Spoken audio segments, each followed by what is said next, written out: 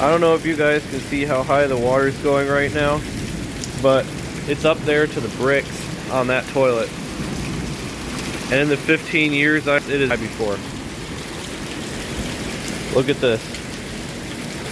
All the way up past the crack on the patio.